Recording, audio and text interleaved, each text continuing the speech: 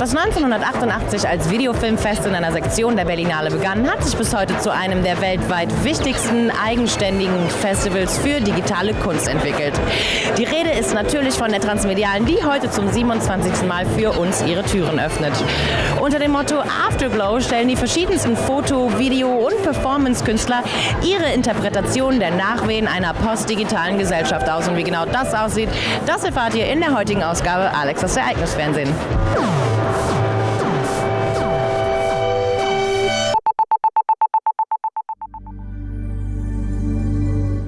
Afterglow, das diesjährige Motto der Transmediale, verweist auf Veränderungsprozesse in unserer Gesellschaft, die fast schon abgeschlossen sind, in denen aber auch der Keim für etwas Neues liegt.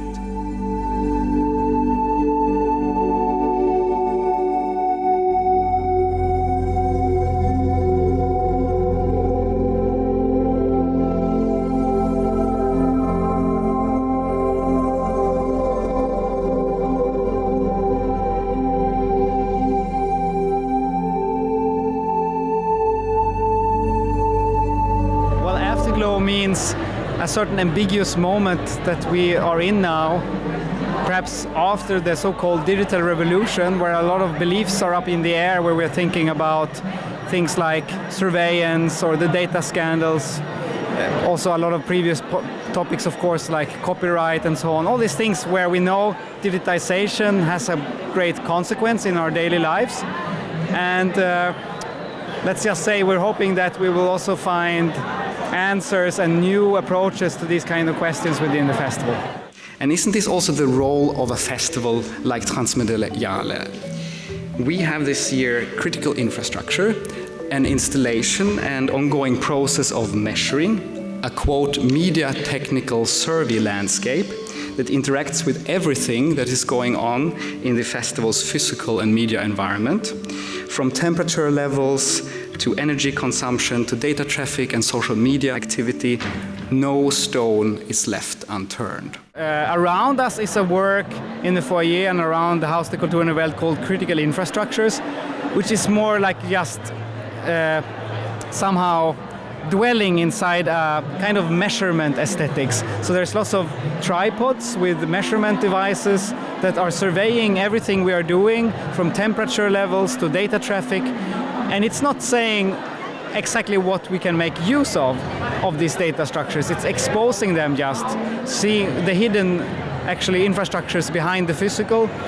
And as an audience member, you might get a bit uneasy feeling, and it's supposed to more make you just reflect on that this is possible and and that it's also an absurd world we're living in today with all these statistics which you think are usable, but actually a lot of it is not really usable. But we engage a lot of hope in this kind of measurement aesthetics nowadays. I'm really just here to kind of announce and help make you all understand that we can measure everything. We can measure it all.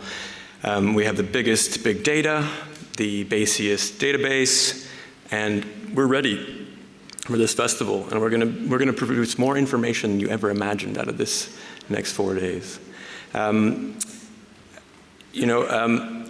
In essence, we should probably start with our inspiration for the project. One of the places that you look when you're trying to name an art piece like for Transmediale might be the Department of Homeland Security, who uses the term critical infrastructure really to identify those places and sites and infrastructures that are critical in the sense of you can't do without them, right? And so our goal this week actually is to become a little bit the critical aspects of Transmediale. So what does that mean for us? So in this space, we have trackers that track the vibration at the bar. We have trackers that track the number of Facebook likes. We have trackers, we have trackers, we have trackers. So anything you do over the festival, we're going to be contributing this to a larger database, and we're kind of asking you to come up with, you know, what could this data mean? What are the correlations? How can we start to analyze this pile of data? So do moisture levels in the bar affect your Wi-Fi signals? What is Christopher's salary? You know, will Berlin's brand of resourceful, innovative hacker art culture save Europe? These are all things we hope to answer over the course of the festival. Think about how you save things today when you're working digitally. For example, most commonly in the cloud services. There is this excess of data. There are the big data businesses that really work in, you know, sorting out the treasures from the trash. No matter if you think your files are valuable, when you have deleted them, they could be valuable for somebody else, for a business or for a surveillance agency, a secret service. At the same time, these type of data structures are supported by big infrastructures, the data centers, for example, that have huge energy consumption. There also waste enters into the picture. And they're using on a daily basis hardware, of course, hard drives that then, when they are obsolete, get shipped to third world countries and ends up as physical e-waste. So we're looking at this whole cycle basically of trying to think of digital culture outside just the virtual, but think about it in a material aspect and what kind of global itinerary something like a smartphone has, connected to the cloud, connected to the data center, connected to the physical waste that it produces. And this is something also that the artists in the festival are working with, and art practices, as our keynote speaker Bruce Sterling also reassured, have always worked with the scraps of civilization. And this is a very powerful actually medium to work with, because through that you can speak about what's really going on right now in society, because we don't want to know about the trash, but that trash tells a lot about you as a person, just like your garbage tells a lot about you as a person probably.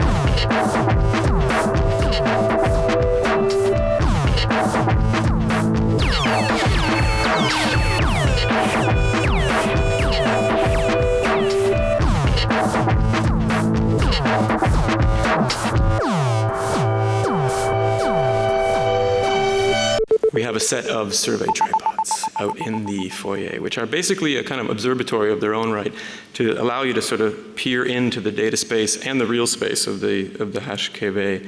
So this is our instrumentation. This is our tool set for investigating the big data from the festival.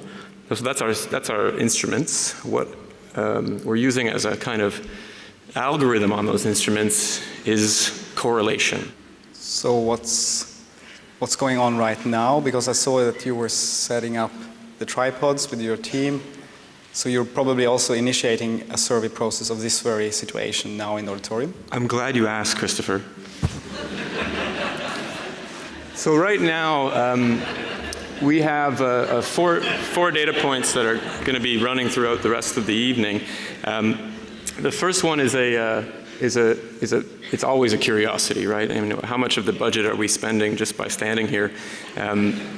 So a very highly tuned kind of algorithm that links both to the Google spreadsheets and the ongoing sort of clock that's running now of the festival schedule. We'll be tracking over the course of the evening how much of that sort of represents vis-a-vis the budget. So keep an eye on the left-hand corner for that one. The signal-to-noise ratio, of course, is how much information are you actually getting out of these next 20, 40, 60, 80 minutes of entertaining and intellectual discussion. So what that means is essentially, like, as it gets higher, you're getting much more content. This is an incredibly sophisticated semantic engine that is tuned to this room and Christopher's voice. The bottom left-hand corner, of course, is confusion of the audience, which is a combination of various biometrics that we're gathering from you right now, and and breathing patterns and a few other things. Oxygen level, of course, is just a kind of normalization point, often tracked in audience situations like this. So just keep an eye on all those data points.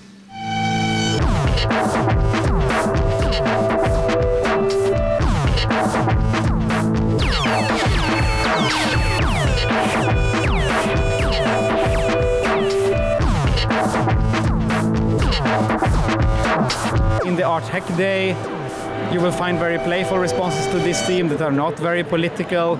You also find a guy like Danny Plöger, who has installed on his own body a circuit from an obsolete television that is emitting an electromagnetic field, and he's becoming like a cyborg of the e-waste. And interesting, because for many years we used to believe that maybe humans will transcend their bodies through technology, this transhumanism movement, but he's taking it to a more kind of actually geopolitical level, because he's like wearing the pain of that technology, which is inflicting actually real damage also on Earth, and becoming this type of cyborg, a more political cyborg in a way. So yeah, there's so much content in the festivals. I can't go through all of the artistic approaches, but one thing we wanted to do was to invite the participants to respond to the theme rather than predefine and select this and this and that as the main afterglow works. And that's really what you find in the exhibition, a playful interpretation.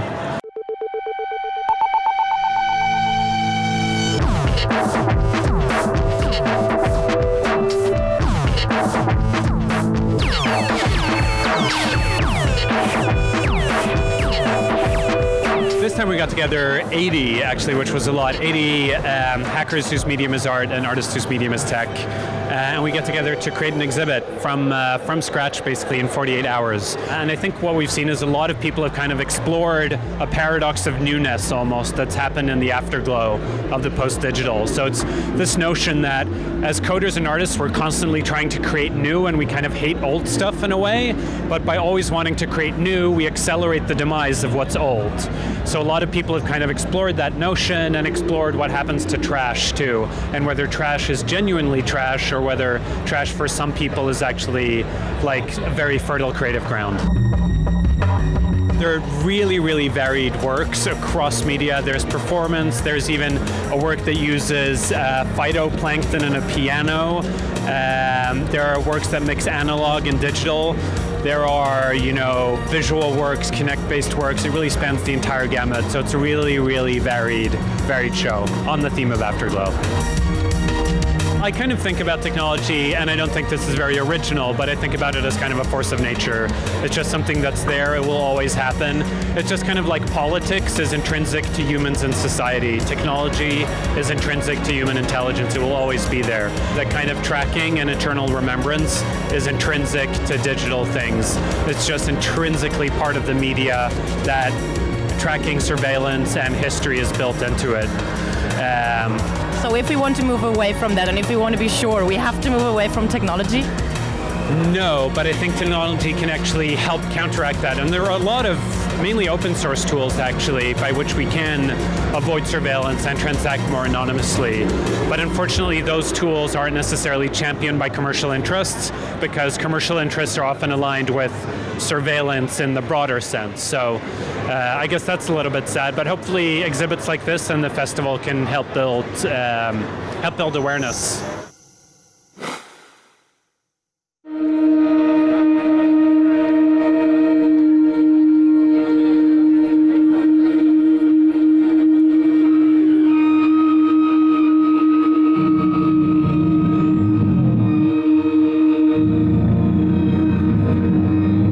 Installation is a piece called Ceremonial Chamber that we've installed several times actually before now.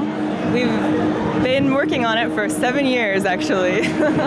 Or longer perhaps. And the style of performance that we've been doing is a kind of light audio feedback where sound and light are mutually generative. And so because we're using the same kind of idea in our installation work as in our performance work, and because a box of color organs and sensors didn't reach Germany from Portland, we were forced to combine our two ideas in this performance.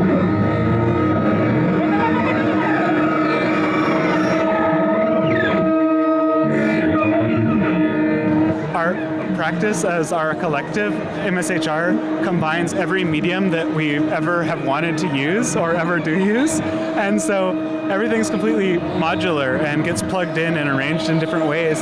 So in that sense, it's simultaneously totally pre-calculated and very improvisatory. And it's kind of based around these sculptural musical instruments that we've developed. They kind of play a central role in our installations and in our performances. We build electronic synthesizers that are inside of sculptures and have sculptural interfaces using light sensors or touch sensors.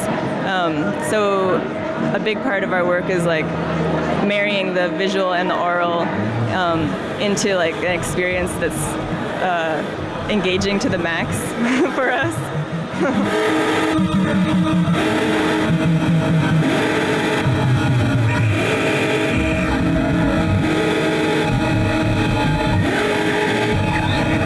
Very interested in different interfaces, especially biological ones, and so the human body is kind of the perfect one. And our instruments are sort of like augmented reality interfaces for ourselves. They're sort of extenders to our natural bodies. Prosthetics. Yeah, prosthetics. So part of our work is like just figuring out what those prosthetics are and building them and playing with them. Moving to make a sound, that takes a lot of different senses than you're normally, if you're really paying attention to how you're moving and the way that you're moving is changing a sound, that's a great mental exercise.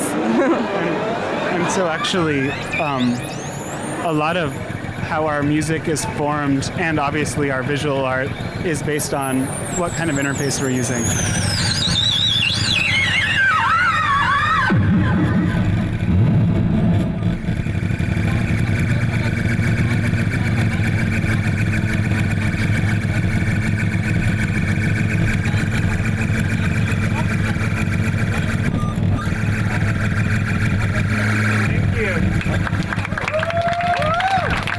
Of technology is alongside the development of consciousness.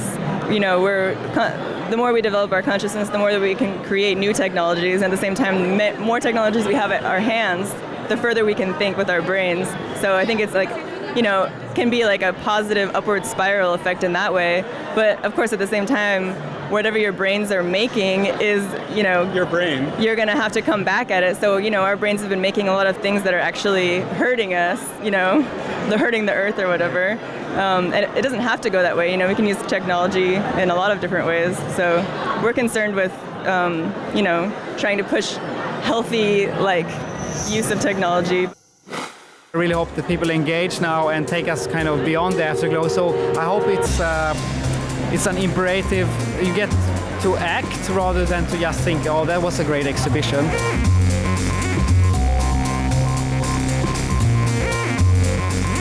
Liebe Zuschauer von Alex das Ereignisfernsehen, es tut mir wahnsinnig leid, euch enttäuschen zu müssen, aber unsere Sendung ist auch schon wieder vorbei. Falls ihr jetzt gerade erst eingeschaltet und diese Sendung verpasst habt, dann könnt ihr euch das ganze Ding natürlich wie immer auf unserem YouTube-Channel angucken, auf www.youtube.de/alexberlintv. Bis zum nächsten Mal.